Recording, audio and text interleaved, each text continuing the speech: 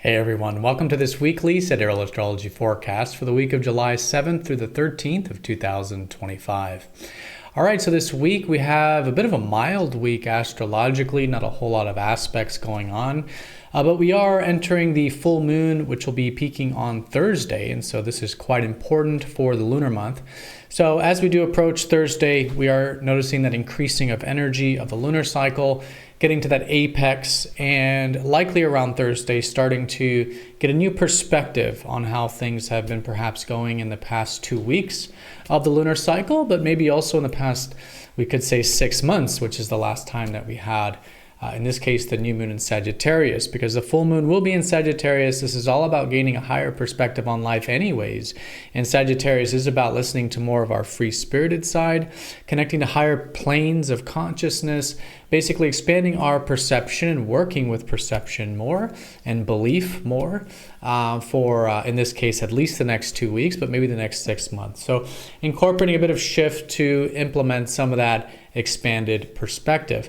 And of course, the sun in Gemini is balancing all of this out. So it's still good to be focused on learning, very practical things, using our minds. And this can create a nice balance between them. So along with this, on Monday, Venus will be trining Pluto. There can be some support in getting deeper with life, with our connections, maybe with relationships as well. And so a bit of an empowering energy at least available there on Monday.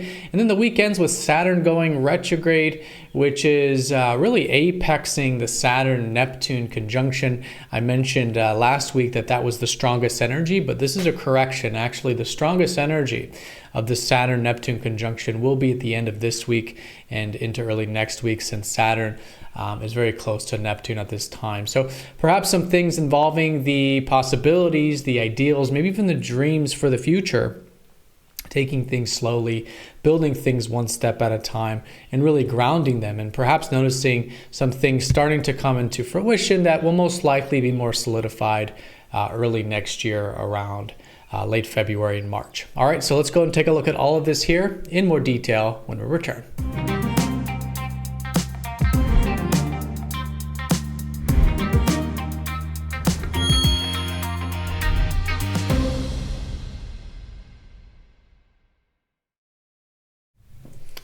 Alrighty, so here is the sky for this week. We're going to look at this for each day of the week, starting first with Monday, July 7th. And as you can see here, we are using the visible sky on this channel, which is very different from mainstream astrology. You won't see the visible sky with mainstream because unfortunately they don't use it. But here we are, but the signs do change. And there's even some new signs like Ophiuchus, for example. So if you are new to this channel, and especially if you're noticing some of the placements are different, like for example, maybe you're expecting that sun to be in Cancer by now, but we're saying it's in Gemini, definitely check out that link down below for more information. Okay, so let's do a recap since it is a mild week astrologically, which basically means that the placements of the fast movers, notably these four here, the Sun, Mercury, Venus, and Mars, they're going to be playing the, let's say, dominant energy. Their placement is going to be the dominant energy. And then we'll talk about sort of what we've got going on with really these three events this week, the trine to Pluto on Monday, the full moon on Thursday, and Saturn retrograde over the weekend. But as the backdrop of this week, no sign changes this week, so it really is going to be these themes. And this is, of course, the sun in Gemini. As I was saying, it's the time of the year to be focused on learning, curiosity, being interested, and getting into the more practical energies of life. So whether it's picking up that book, maybe it's doing some writing, maybe it's doing some things that are a little bit more involving language or communication, or really more left brain activities as well. Sometimes things like mathematics or engineering, scientific stuff.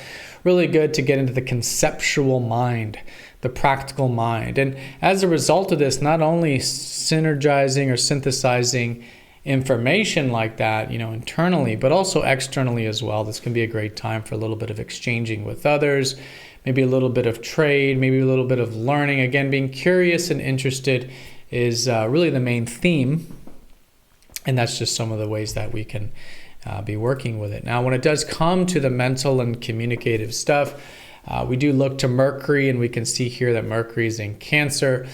suggesting that the way we're likely thinking and the way we're likely communicating is in a more personal, internal, maybe past related, and sort of emotional sort of way, right? Because Cancer is all about connecting to our soul, connecting to our roots, and as a result of that, perhaps even having a little bit more protectiveness, a little bit more caring and nurturing energy for ourselves and others. And so we're likely noticing this coming through in how we're thinking, how we're communicating. And so when it does come to what is the main theme around Gemini, again, the learning and practicality, the way in which we'll likely be doing that is in a more internalized or protective way, or even emotional way with Mercury and Cancer like this.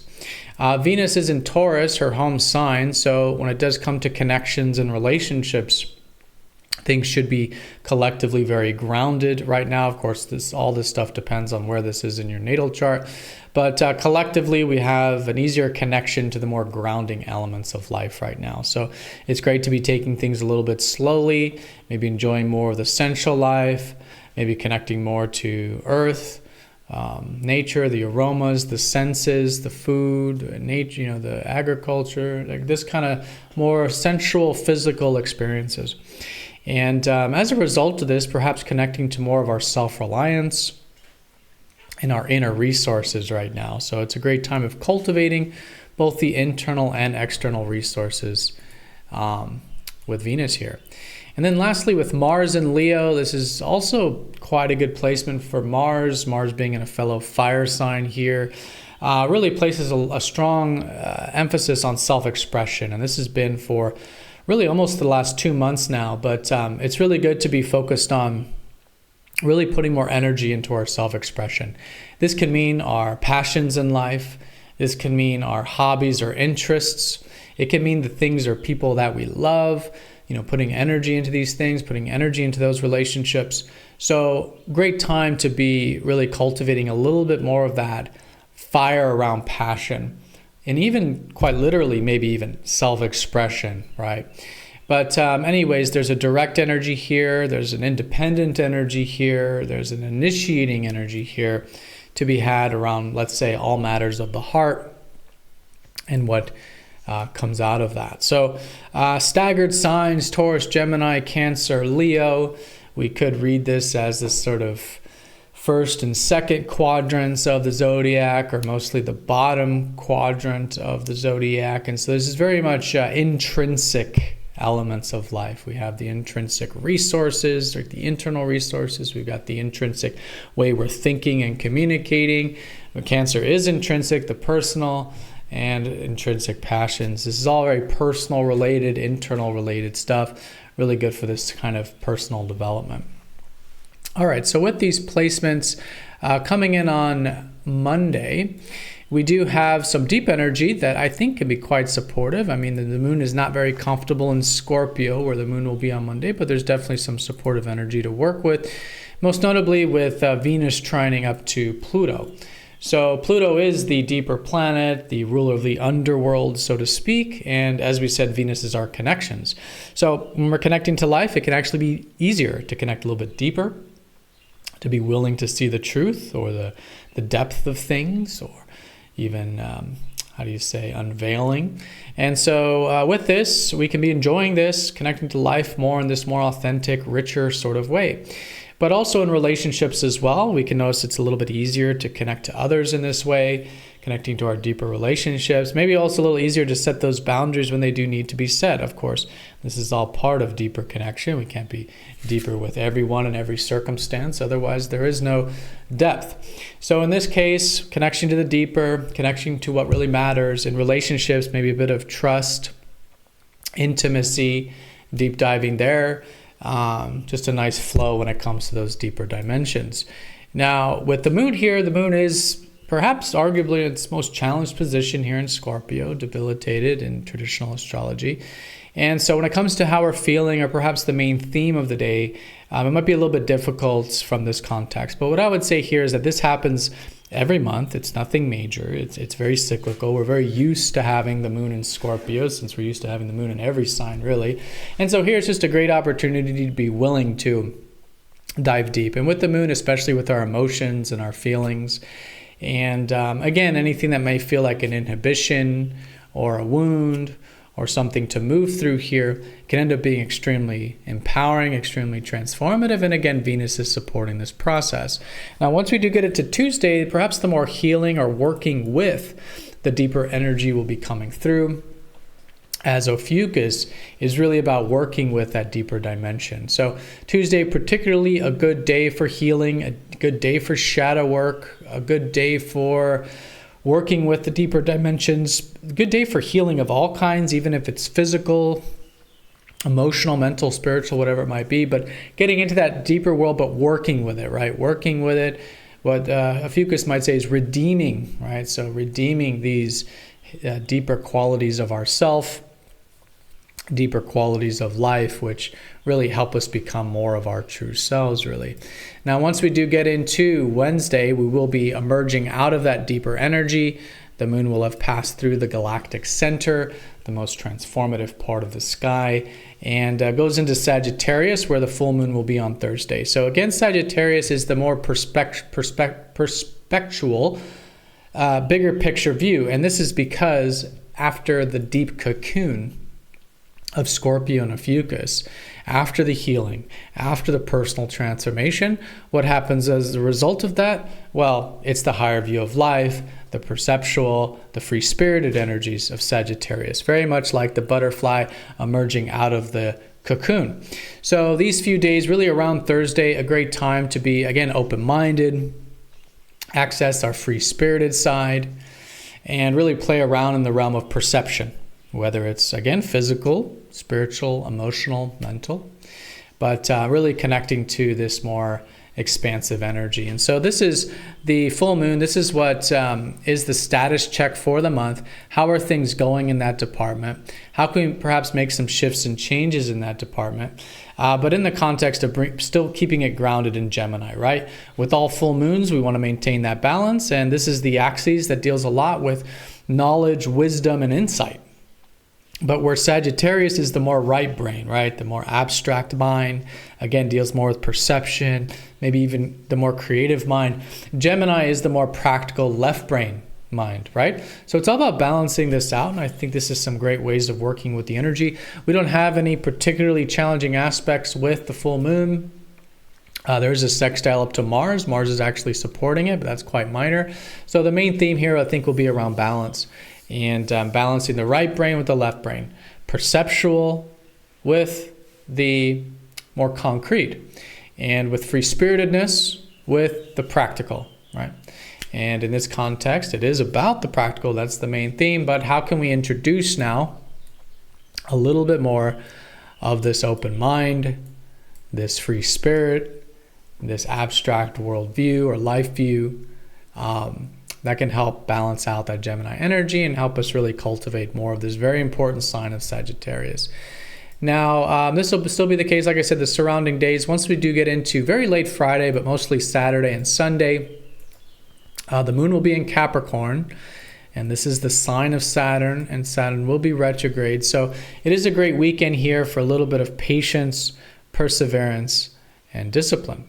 All right, Capricorn, the sea goat, is after we've expanded our worldview, our life view, we then have to work with it. And in this context, it's more like our legacy, sometimes our productive life or our career life or our public life, right? What are we going to do with this worldview and this free spirit? Well, we ground it into system structures, we build it, we work with it, we even work with it societally, such as through our productive life. So this is a great weekend for that. But with that in mind, that, again, ruler of Capricorn, Saturn, like I said, is going retrograde and paused here Saturday and Sunday. So we have this little bit of a pause here. It's good to maybe, while it's a theme around this more bigger picture, long-term stuff, I'm starting to notice that perhaps there's some things to be reflected on.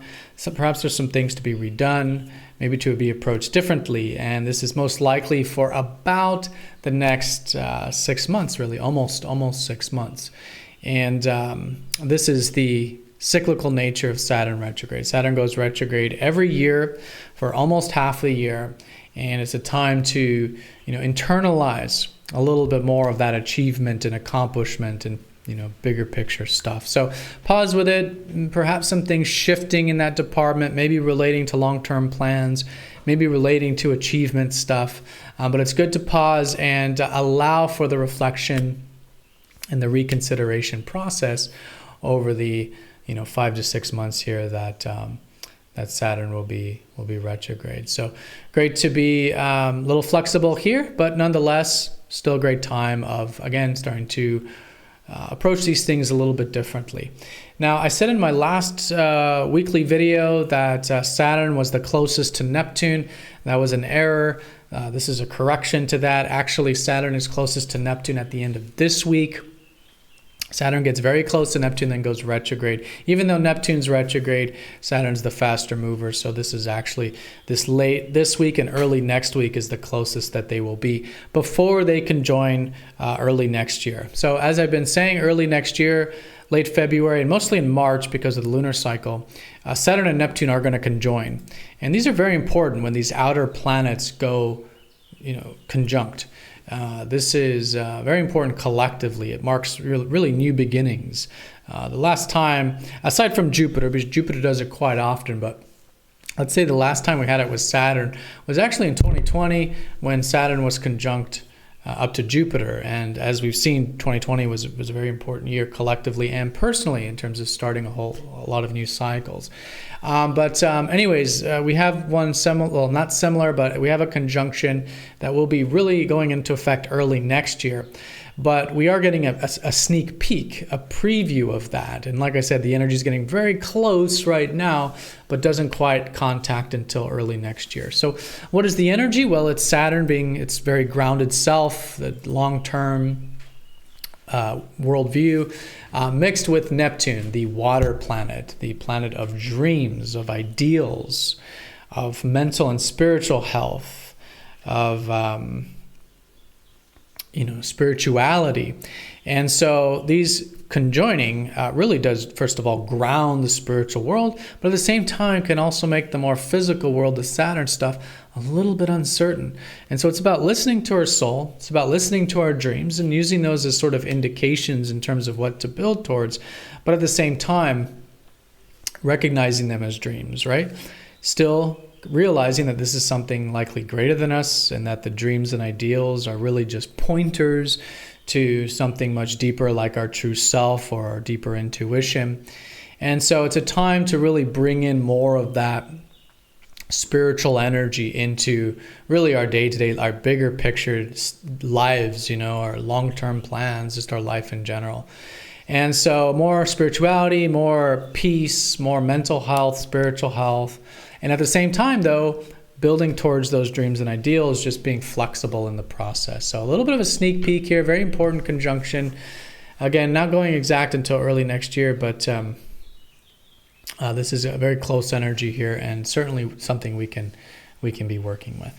All right, everyone, so that's the week in a nutshell. Most important, I would say, is the full moon, which is apexing on Thursday. That marks the halfway point of the lunar cycle. This is a great time to do a status check and perhaps make some pivots along the life journey, whether they're regarding the last 2 weeks or even the last 6 months. The context is around Sagittarius, which is about bringing in more of the abstract and free-spirited mind and perception into things, right? And maybe connecting to higher planes of consciousness or perception. And so this is all very valuable. It really leads to our life path. It leads to a higher connection to, the higher planes of consciousness or even spirituality. Helps us gain wisdom and perspective. And that's going to help really balance out the very practical time that we're in right now. So balancing the free-spirited with the practical. That is fundamentally what the full moon will be about, along with some of these pivots and shifts and changes that can be important to incorporate in that context. Early in the week, we have Venus trining Pluto, some depth, some personal transformation that may come a little bit easier, even though the moon is there. But anyways, working with it constructively is absolutely fantastic. And then the weekends here with the moon in Capricorn, but Saturn going retrograde being very close to Neptune.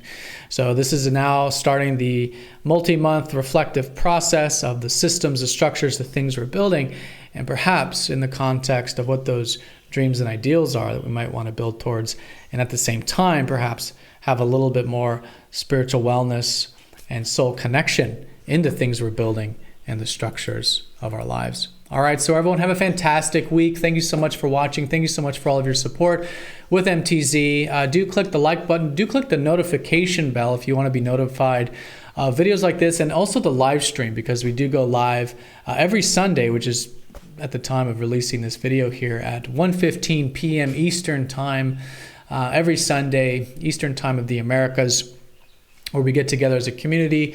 We share questions, we share perspectives, we all kind of get involved with this weekly energy, as well as the general true sidereal astrology sort of stuff. So join us for that here every Sunday, but stay tuned as well for the next weekly forecast. All right, take care, everyone. Bye-bye.